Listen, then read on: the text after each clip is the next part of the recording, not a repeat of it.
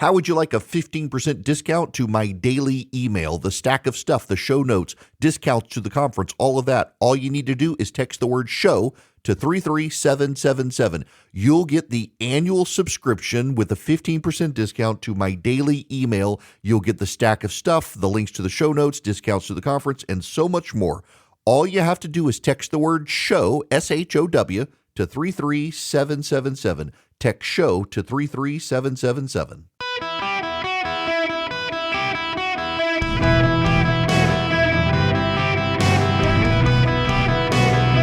Welcome to the Eric Erickson Show podcast, Hour 1. Ladies and gentlemen, boys and girls, welcome. It is Eric Erickson here across the United States of America, live from my flagship station in Atlanta, Georgia, broadcasting out across the heartland. The phone number is 877-973-7425 should you wish to be on the program.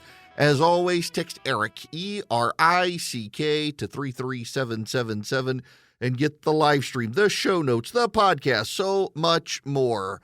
I have to begin. I'm shaking the show up in my head as I go. It is nothing like the show notes right now because I'm moving on the fly because there's a story. It's technically an old story. It came out late Friday and into Saturday, but I got to review it with you. First, however, I must say happy Veterans Day to our veterans who have served this country. So the 11th hour of the 11th day of the 11th month was the ceasefire for World War I. Because of the brutality of our Civil War, we already had a Memorial Day or a Remembrance Day. The last Monday in May is our Memorial Day. We already had it. Think about that. I just for grand perspective here. Think about the massive wars that Europeans had historically for centuries. And they never had a common day set aside for their war dead until World War I because it was so unfathomably brutal to the Europeans. Whole towns in Europe ceased existing. World War I just had a profound impact on the aristocracy of the various monarchies. It upended countries, ended empires, and because of the brutality and global death toll, or continental death toll, I should say, in Europe of World War I, they set aside the 11th day of the 11th month because at the 11th hour of the 11th day of the 11th month, all the guns went silent in Europe. That was what they agreed to. They spread the word over a number of weeks that on the 11th hour of the 11th day of the 11th month, stop shooting, the war is over. And so now all Europeans come together, led in many countries by their royal families, to honor the war dead because it was so brutal and so devastating. So now, for perspective, think about the United States. We already had a Memorial Day or a Remembrance Day because the Civil War was so brutal. You've got to go to 2012 or 13. It was when Obama was president. And there were some deaths in Afghanistan. To add up all of the dead from every war the United States has ever fought, the Revolutionary War, the Spanish-American War, World War I, World War II, the Vietnam War, the Gulf War, the Iraq War, every war the United States had fought combined did not see the amount of dead as we saw during the Civil War until like 2013 or 14. That's how brutal our Civil War was, so we already had a Memorial Day. So in this country, we treat Remembrance Day that the rest of the world celebrates as our Veterans Day to honor our veterans. So thank you, veterans, for your service to this country. Now, pivoting. This is ADD moment for me. I got a lot of stuff to talk about. The Daily Wire, late Friday into Saturday, broke a story. A whistleblower came forward with the receipts. And a lot of people wanted to dismiss it at first, but they had the receipts. They had the documentation. A supervisor for FEMA, the Federal Emergency Management Agency, FEMA, for those of you who don't know, helps cities, counties, states, and individuals suffering natural disaster. A supervisor for FEMA ordered FEMA employees to not offer assistance to homes that had Trump signs or Trump flags or any identifying information that that family supported Donald Trump. Think about that. A supervisor for the federal government of the United States said don't help anyone who supports Donald Trump after a natural disaster. The whistleblower has come forward. To her credit, the director of FEMA has come out and said the story is true. We are very sorry. We are going back to try to find families that this woman insisted not be helped. Some of them may be dead, by the way. And this matter is being referred to a prosecutor. This supervisor is probably going to go to prison, assuming Joe Biden doesn't pardon her. Maybe he will. The federal government picked winners and losers, and the losers were Trump supporters. This story's not getting a lot of play today. The timing of it was bad. It came out over the weekend, so everyone could reference it quickly and move on. NBC News, you should note, covered the story and never actually reported in their story that the supervisor was telling employees not to help Trump families. Just a supervisor was politically motivated and was telling employees not to help certain families in Florida. Didn't say why in the whole story. Every other media outlet that covered it accurately, not NBC News. And then the reporter started bullying anyone who pointed out you left out that key detail. She started making your mama jokes. I'm not making that up. She actually did. The NBC News reporter. FEMA. Now, let me tie these two things together, please. You're thinking, Erickson, what two things? Today is Veterans Day. Today is Veterans Day. Many American men and women were willing to sign up for the American military to put their lives on the line. Now, to be fair, there are these stories that came out that some young kids, they signed up for the military thinking there's never going to be war again, so I can get my college paid for me. And then war broke out and they had a total meltdown. But overwhelmingly, the men and women who sign up understand that they are putting their lives at risk for the country. Many of them never have to, thank God. Many of the people in the military, they're playing in logistics roles and things like that, but there are a lot of them who wind up on the front lines. Our incoming Vice President of the United States, J.D. Vance, is a Marine.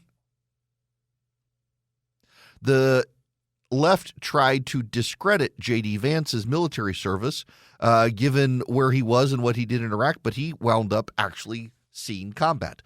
Ron DeSantis in Florida, given his position, they said, oh, he was just a lawyer, actually. Ron DeSantis was a lawyer for some of the toughest men in Iraq, and he wound up having to be with them in combat because of what they were doing and how he had to work with them. Then there's Tim Walz, who lied about his military record. The military, when he had to go to Iraq, he decided to quit the military. He was perfectly fine serving in logistics in Europe, but the moment he was going to enter into a combat zone, he's like, tap out, got to run for office and lie about my military service. But our soldiers, our sailors, our airmen, our space cadets, our Space Force, we can't forget about them. They serve this country in good times and hard, in peacetime and war, and they do an admirable job. Here comes a FEMA supervisor who actually designated that there was a class of American citizen that her employees under her were not to help. You don't see our military operating that way. Well, we can't help these people. No, they follow their orders and they do it admirably. This FEMA employee, contractor, apparently is a nurse who works for a healthcare system but also serves as a contractor for FEMA. said, nope, you can't help the Trump supporters. By the way, for those of you who don't believe this is now documented. FEMA has acknowledged it is true. They have severed the relationship with the contractor. They have turned the matter over to prosecutors to look at. And here's the thing. What I'm finding in talking to individuals about these situations is that when Donald Trump decides to purge the bureaucracy, he's got to take on the contractor class, because a lot of what the federal government does is actually outsourced to other people. Like this situation, this was not a federal employee. This was an outside contractor who was supervising federal employees in the area. If you want to eradicate this, you've got to eradicate the contractors who are wokes.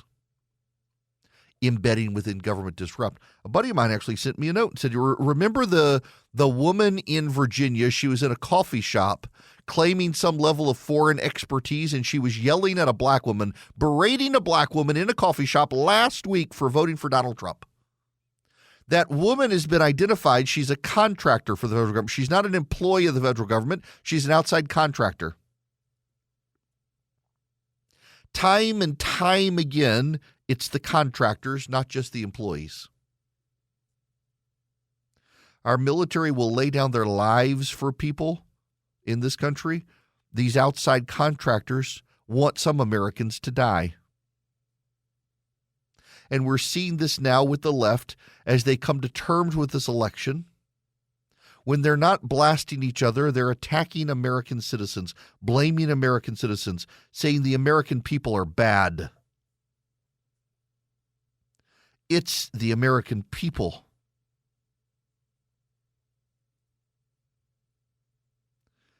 Maybe, just maybe, whichever side loses should actually understand that Americans are great at dealing with their own self-interest. That's why the free market works. Because Americans know what's best for their families. And they know these past number of years, things haven't been great. They know the cost of food is up, the cost of butter is up, the cost of eggs are up, the cost of milk is up, the cost of beef is up, the cost of chicken is up, the cost of gas is up, the cost of groceries is up. And their pay hasn't kept up.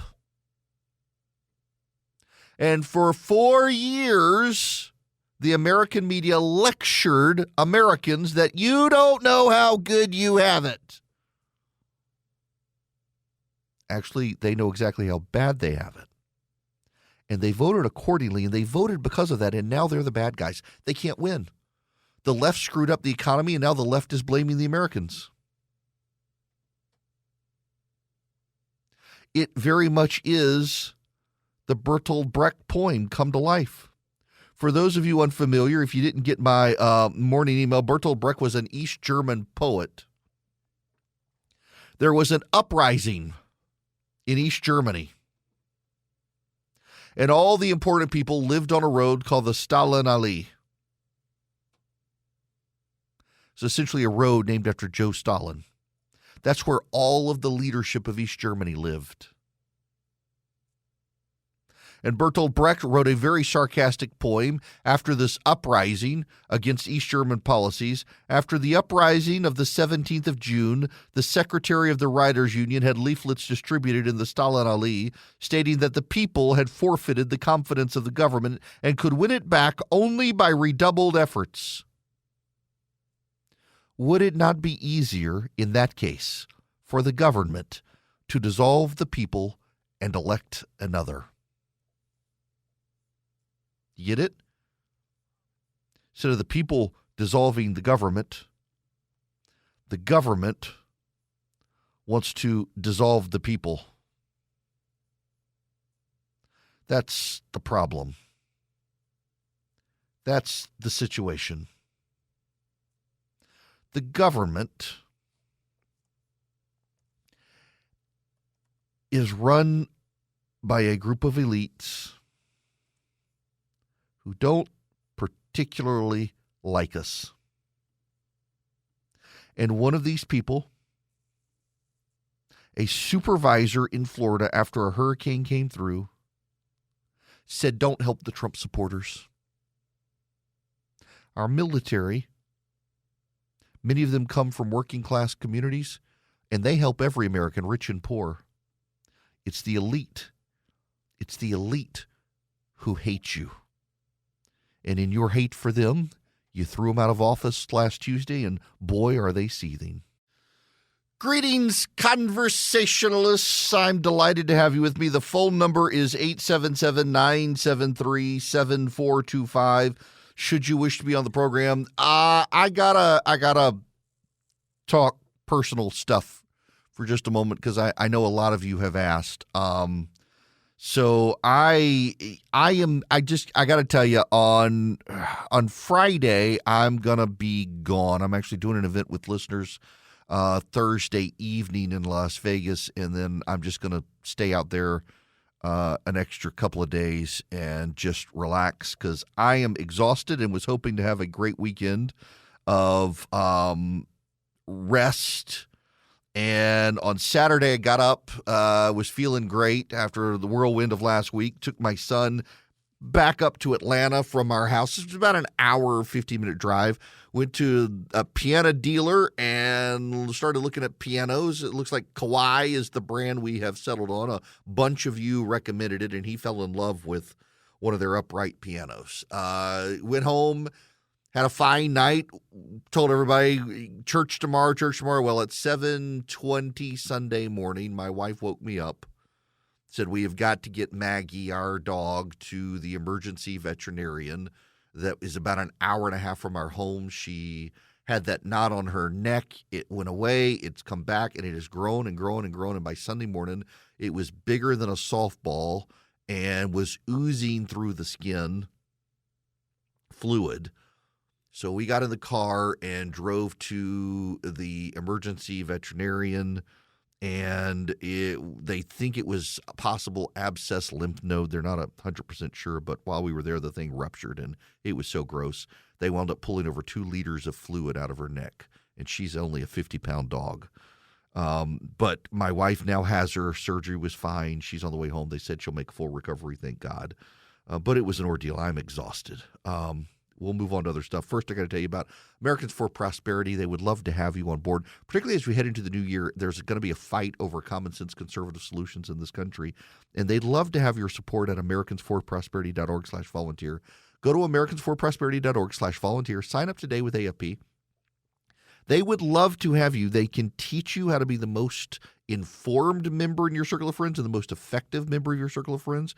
They can teach you how to go door knocking. They can teach you how to go to your state government or your local government to advocate for common sense conservative solutions. They've got a great deal of solutions compatible with where we're headed as a country on border security. They'd love to have you involved. All you have to do is go to americansforprosperity.org/volunteer. They knocked on more doors than any other outside entity on the right for this election and generated a massive vote in key areas of this country. They do a great job. Go to americansforprosperity.org/volunteer today. Sign up with AFP. Be a part of this huge movement across the nation. Greetings, conversationalists. Welcome. It is Eric Erickson here. The phone number is 877-973-7425 if you would like to be on the program. I gotta play you a clip. And this is an old one. It's a good one. It is one I have regularly played over the years. This is the American media and the first 2 years of how they covered the Trump administration.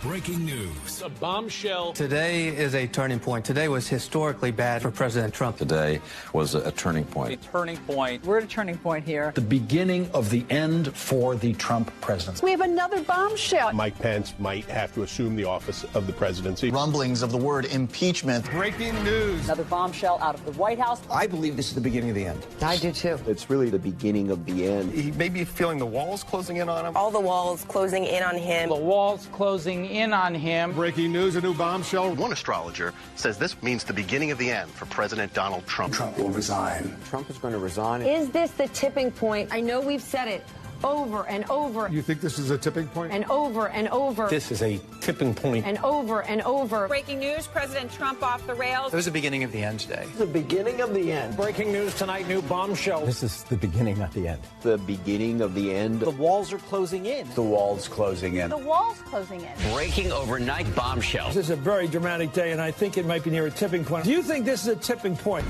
December 1st, 2017, you can mark it down. This is the day that everything changed. The beginning of the end? Beginning of the end. The beginning of the end. The beginning of the end. The beginning of the... We begin tonight with the bombshell. Donald Trump is in a lot of trouble. Trump is in trouble. The president will resign. Another hour, another bombshell. This is a tipping point. Trump's going down. This president could be impeached. Resignation. I don't think this president is going to serve out his term. Mr. Trump will not serve out his term. He will not serve out his term. No way. No how. Breaking news. Absolute bombshell. Donald Trump is not. He's done. And it's over. It's over. The wall's closing in. The wall's closing in. This is going to be the Achilles heel. Breaking news tonight. I expect Trump to depart. This week will be the watershed week. Trump is in big trouble. Trump's in a lot of trouble. It's a sign of a terrified old man who feels the Walls Closing in. The walls are increasingly Closing in on him. Tonight, the walls are closing in. today changed everything. This is the beginning Of the end. today, the biggest tipping point for the Trump administration. What a historic day. The bombshells. He's underwater. He feels The wall's closing in. turning point. we may be at a tipping point. It's the beginning of The end. The beginning of the end. Another bombshell. Bombshell. Bombshell. Bombshell. Bombshell. Bombshell. This is a bombshell. It is. That was just 2 years of coverage of Donald Trump from right when he began his presidency. And today the media is like, well, you know, it's disinformation from the right. That's what caused Donald Trump to get reelected. Maybe it was desensitization. Maybe we become desensitized to media hysteria. Just consider this. When Donald Trump said there would be a bloodbath for the auto industry if he lost, because of all the jobs lost, there would be a bloodbath for the American economy. Members of the media took his comment bloodbath that was clearly referencing the economy and turned it into a mass slaughter of Americans should he lose. When Donald Trump said Liz Cheney should be put on the front lines and have barrels of guns pointed in her face, he clearly meant she was a war hawk who wanted to send your children to die. You put her on the front lines where they're shooting at her and see if she's as willing to support war. And the media turned it into, oh my God, he's going to kill Liz Cheney. Time and time and time and time again, the American press corps has not taken the things Trump said as things Trump said, but lied about them. Think about this. A man who says outrageous things, the American media decided they had to be more outrageous. And in the process,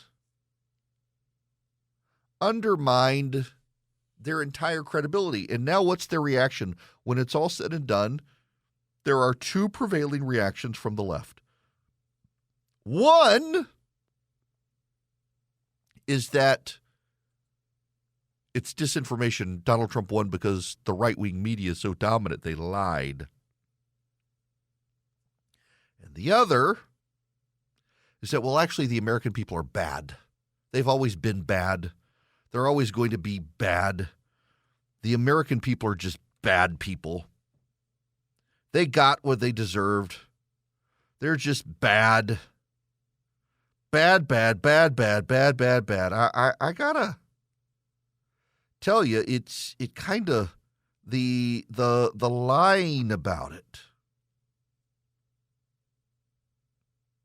and the blasting of Americans about it, it's just disappointing to me that we're at this point.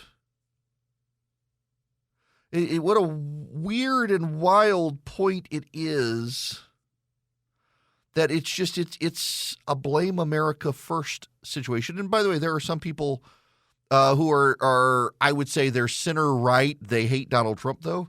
But I want to play for you Eddie Glaude. This is Eddie Glaude Jr. is on MSNBC this weekend, the 11th hour, and I want you to listen to this conversation. There's this sense, right, that whiteness, right, is under threat. The demographic shifts. The country isn't what all of these racially ambiguous children on Cheerios commercials are confusing the hell out of me. Right? Eddie, a lot of people voted because their life's too damn expensive, and it was here, and they voted for. You're telling me, Stephanie, that all of these people who believe that their lives are, that bread is too high and eggs are too high, that they voted for a convicted felon, a guy who said we can grab the pea. I think that a lot they of people, voted for this guy. I'm not defending it, but I think there are tons of people that don't pay attention to, and I'm not defending it, don't pay attention to politics at all. But while we live in the most prosperous country in the world, people are saying, life's not fair, I'm not doing well, my son's still living in the basement, I can't seem to get a job, I don't like the status quo, I'm voting for something else, and he was the person. I love you to life, I love you, but I do not believe that. I cannot believe that. And the reason I think you believe it is because you don't want to believe that that's what's really motivating them. It's always the case. People don't want to believe what the country actually is, because if they believe it, they're going to have to confront what's in them. I don't believe that. They voted for a crook, a person who they know is stealing from, just doing everything to undermine the so-called country that they love. And then they're telling us the BS that it's economics. We know that's not true.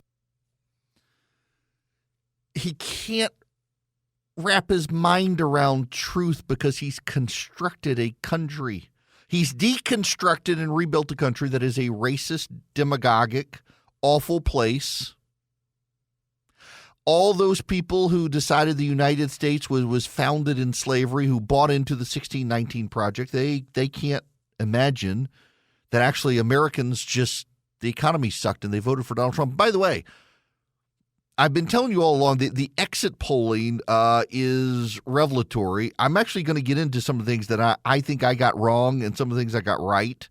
Some of you have been demanding accountability for yourself, Erickson. You said such and such. Now, the funny thing is some of them want me to say I'm sorry for actually getting some things right, but I did get some things wrong, and I want to spend some time on that in the next hour. But what these guys get wrong is that Americans actually vote for their interests. They don't care that Eddie Glaude doesn't like Donald Trump. Here's the thing. Donald Trump, let's say all of these things are true about Donald Trump. And I need you to be smart here. I need you to just do a for the sake of argument.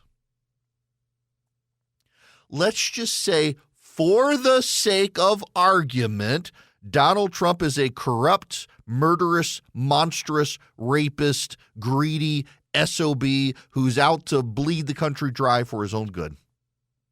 For the sake of argument, let's just give the left. And you know what? You know what you find? Is that the American voters decided, even if all that stuff is true, he didn't drive up inflation. Even if all that stuff is true, he didn't cancel me from my job for saying homeless instead of unhoused. Even if all that is true, he's not putting a boy on my girls' sports team to deprive my daughter of a scholarship. Even if all the things the Democrats say are true about Donald Trump for the sake of argument, he is still, to the individual American voters, not as bad to them as the Democrats. And that's the thing people like Glaude can't process. It's the thing the left can't appreciate. Because were they to appreciate those things, they would have to recognize they lost, and they can't acknowledge they lost. It's got to be some nefarious thing that happened, the disinformation, the misinformation. It must be theft. You know, all the stolen election people from 2020 are now kind of quiet about this election. All the Democrats are like, look, it's a stolen election. They stole it. By the way, all you who were circulating that chart last Wednesday with the populations and the vote and all, you need to look at it again today because those numbers have gone up and they're still going up. In fact, by the end of this week, Donald Trump may lose the popular vote just because of the outstanding ballots in California. That's not theft. It's just it always takes him a long time to count. He may lose the popular vote ultimately. We don't know. It's going to be very close now. But those numbers keep going up. People just want to believe stuff that's not necessarily true. And Eddie Glaude is an example of that. And the Democrats would rather sleep well at night thinking you're a terrible person. And think about this. The Democrats would rather believe that you're horrible people than acknowledge they got something wrong. That's ultimately where I think we're going to wind up with this, is they're going to decide that you all are horrible monsters. Not that they were wrong. It's like Jen Rubin of the Washington Post, that story I started the show with today, the FEMA supervisor telling people not to help Trump supporters in Florida. Jen Rubin tweeted this out. Some might say she was right, hiding her own views behind some might.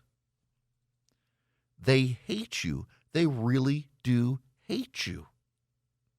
And that's what all of this is about. They really hate you, and you know it, and you voted against them. They wrecked your economy. They refused to apologize. They exercised no humility, and you punished them at the polls.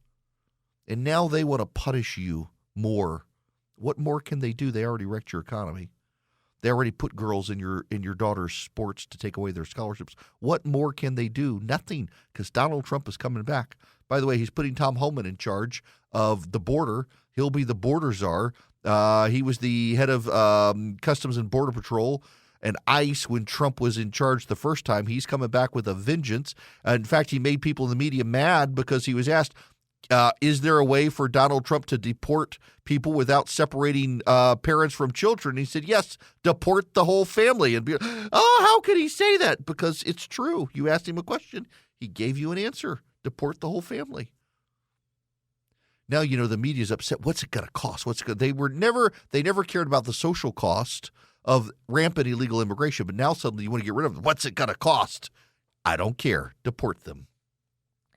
Folks, I got to tell you about Vision Computers. Vision Computers is my computer company. We have a gaming PC at our house they built, and it is fantastic. Vision Computer can allow you to, you build a computer with them and save you money, and then they're your tech support.